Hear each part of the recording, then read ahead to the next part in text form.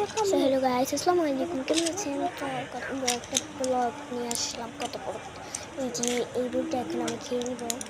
কিসের বুড়ি এটা বলা যায়? কি এটা একদম পানিটা? হ্যাঁ, একদম খাওয়াটা না খাম ঘুমাই যাবো। বাই। এই তো সকাল সকাল উঠে গেলাম। এখন আমি এখানে নাস্তা খাবো। সকালে আগে একটা আম খেয়ে নিই। আমি সবার প্রথমে আম খাই, কারণ এই যে সকাল হইতেছে, এই যে দেখেন। সো সো এইদিকে সকাল হইতেছে, এখন আমি আবার একটা আম খেয়ে নিই। সো আমটা খেতে কিন্তু মজা, এই দেখি আগে। না মজা না, ও বলেছিল।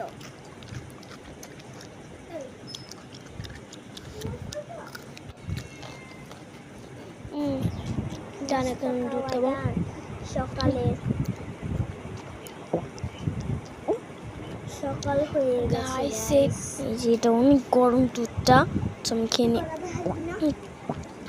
এটা আমি এখন একটু পরে আপনাদের সাথে কথা বলছি, কারণ এদিকে দুধটা খুবই গরম।